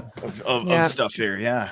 Yeah, that's how we like doing it over here. You know, we don't stick to one specific thing. We just go wherever the conversation goes. That's why I don't keep a script. I don't stay hard and fast to any one thing, because you never know what you might uncover with somebody. So yeah, I love that. I love when it's a conversation, not free flowing. Yeah. When it's a structured interview type thing, you know. I don't know. You're gonna miss the good stuff if you're trying to plan it out before you do it. It's a skill though. It's a skill that you got to work out and practice to get good at it, because it's harder than it seems like to just have an hour and a half conversation with people, you know, especially over Zoom or whatever. Right, especially 4 people. Everyone's got to talk a certain amount of time. You want to toss it up to everyone at each different time. It definitely takes practice, and after a year now, I still need a lot of practice, but I feel like I'm not so nervous. When I started out, I was so nervous all the time, interviewing people and all, and now it's just another conversation. Yeah. So do you guys want to let the audience know where they can find you? Yeah, so for us, it's just Debra Gets Redpilled everywhere, Instagram, Twitter, Debra Gets Redpilled at protonmail.com. And then, in the RSS feed, we have just the shows with Chud X, Debra, and I.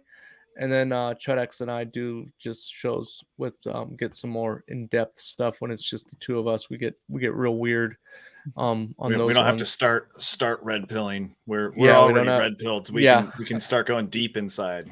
Yeah, that's it for our stuff. Yeah, and if you check out any of our shows, check out the show notes, and we have a Telegram chat group, and it's mostly homesteading, self-sufficiency, solutionary stuff. We're not. I'll block. I run the channel, and I'll block you if you're posting stuff about like how Fauci sucks or whatever. We already know all that. I don't need like Luke Rudkowski videos in there or anything. You know, I want to see pictures of people's like vegetables and what they're doing to take back the power. So yeah, get in there and let us know what you're up to. Very cool. I think I got to get a Telegram. Yeah, I had one, but that was like that's so much. It was so Trump ago. So much for me. And then you can also find me, aside from with Adam and Debra. My wife and I do podcast The World as It Is Today, which you can find on podcatchers everywhere. It's really good. And we have an Instagram. You can follow us on Instagram. You can also follow, it's just out of screen here, but we have our Greener Postures Agora, which there's also an Instagram for that. That's where you'll find a lot of Lanny's preserving today videos, where she's helping people learn how she's learned to can and preserve food, and make certain types of food and stuff like that too. And she's also doing these online workshops like we talked about earlier. So you can find us on Instagram at those two places. You can also write to us at either of those, The World as It Is Today at protonmail.com or Greener Postures at protonmail.com. All right. Sounds good, gentlemen. Thank you so much for being here. One final question for you guys. I like to ask everyone as we go out, what is your go-to grounding technique? This world where we're red pilling people, we're homesteading, we're trying to become self-sufficient. How do you stay sane in your homes? Well, I say that my ultimate white pill is that sometimes it seems like the entire world is made up of lies. And I kind of tend to think that that's true, that there's lies coming at you from every direction, and they're coming to you from the powers that be, the predator class, as I like to call them.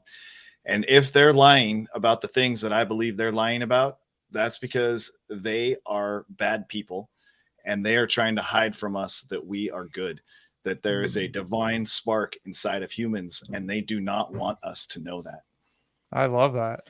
I like to say that there's always bullets flying everywhere, and we are just shielded. Mm-hmm. How about you, Adam? Do you have any go-to grounding techniques? I just have a profound realization that this isn't it for us, and I live every day like, I'm happy I get to go out and do chores, and in this world of people trying to control us, our every movement, I think there's a extreme amount of power in the ability to know that we can just say no, like we did in the 80s. Yeah, just say no. All right, well, everybody stay tuned for the outro, and we'll catch you there. Bye. Right on. All right, welcome to the outro. Thank you all for sticking around. If you haven't done so already, please like, comment, share, subscribe, rate, and review, whatever it is you can do to freely help the show.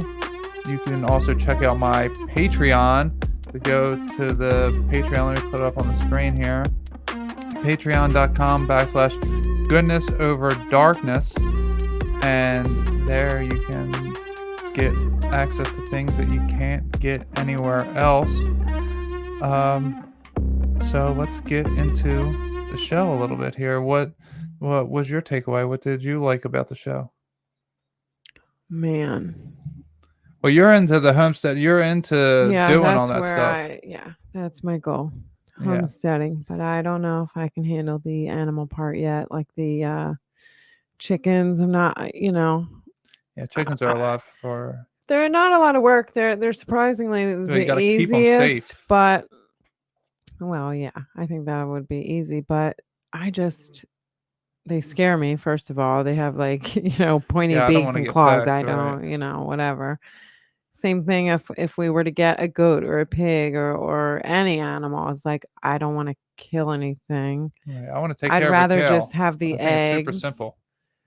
I love that you think that a cow is super simple. I just don't think that that's the case. I mean, that's just It might be, but I don't know. We're going to have to try to find somebody with a cow to see how simple having a cow is. If you guys have a cow, reach out. Yeah, tell me how easy it is. Can we rent your cow for 1 week? No, I don't want to rent it. We don't have the grass for it at the moment. We have to build up the grass, like Chud X was saying. Todd will come to your house and care for it for 1 week just to see. That's not true. Don't be how easy it is. I want to send you there. I want to just see. I think because a cow, it's its only thing. It's only one thing.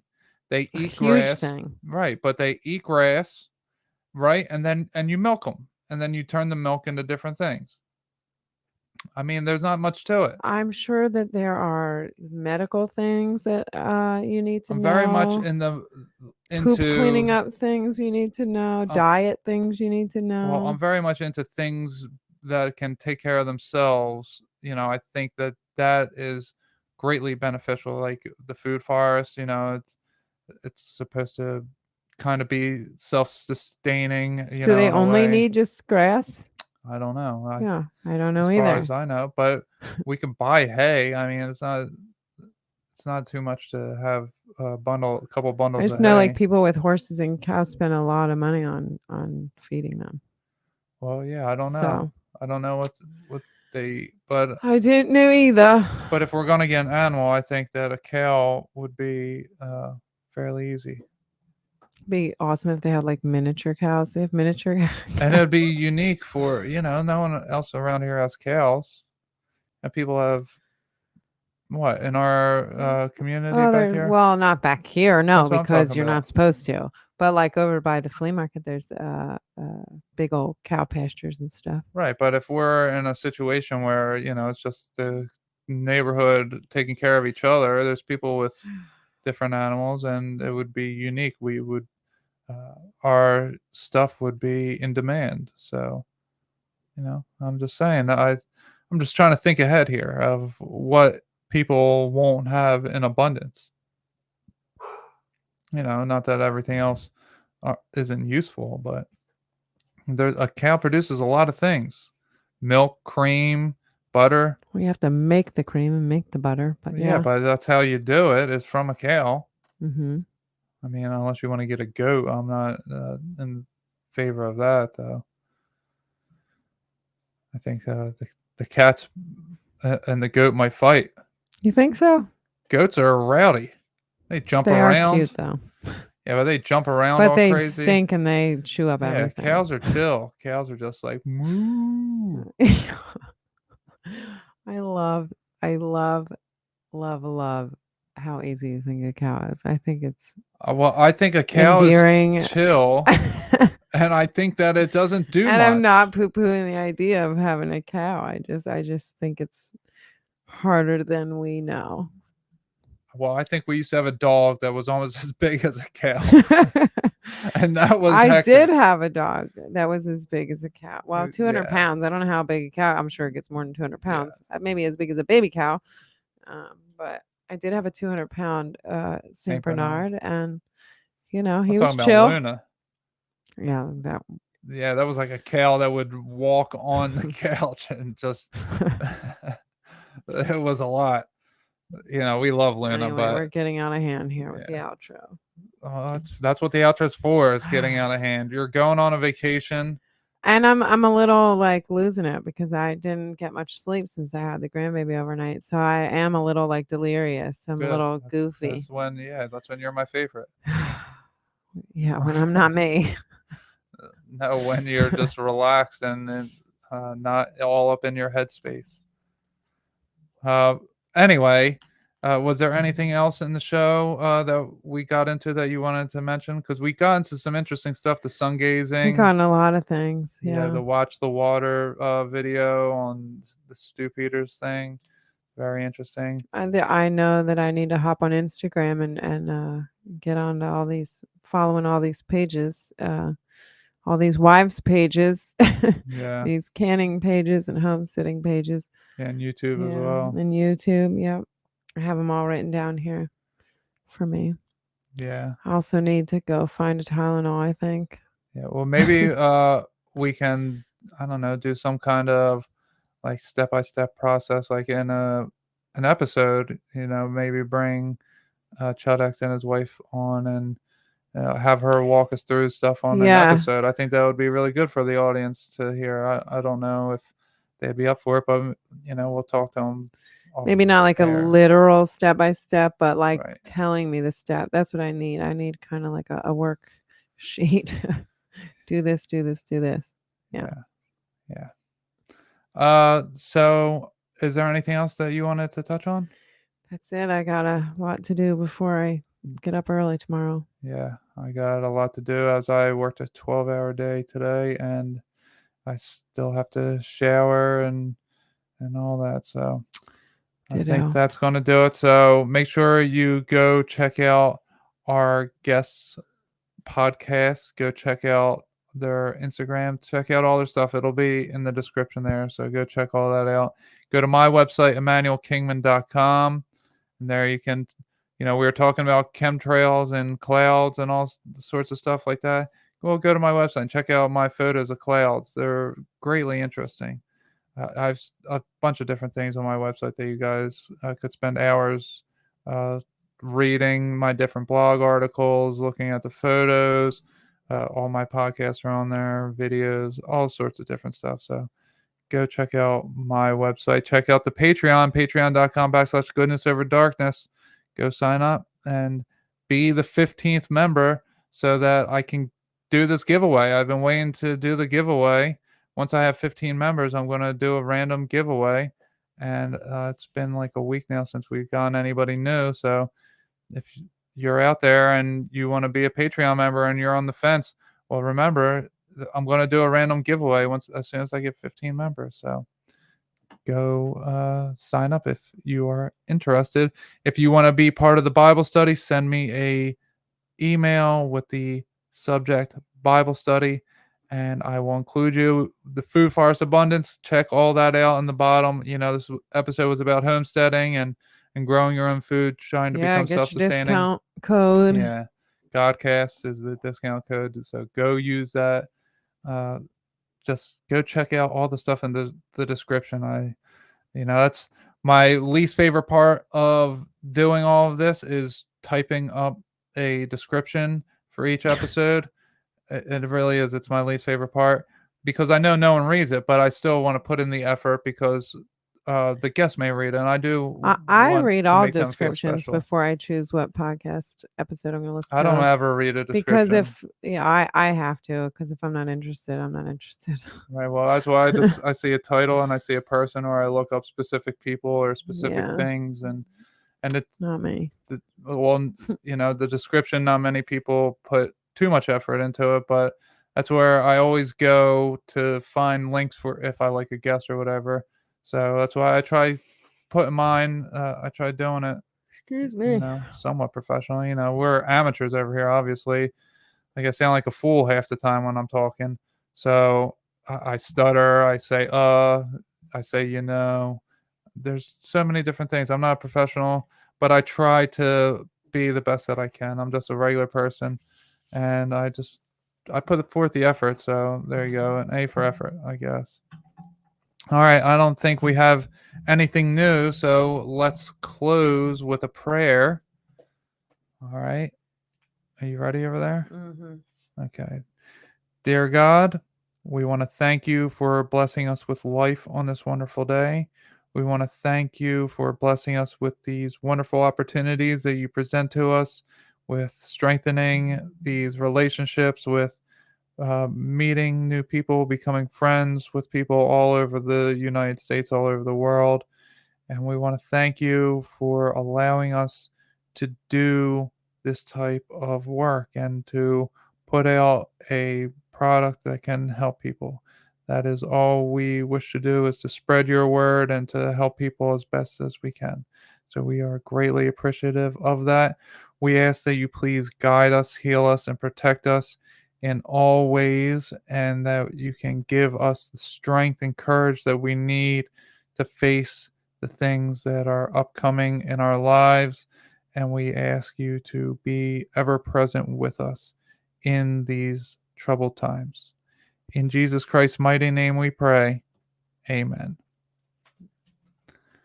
All right, everybody. We will talk to you on the next one. Bye.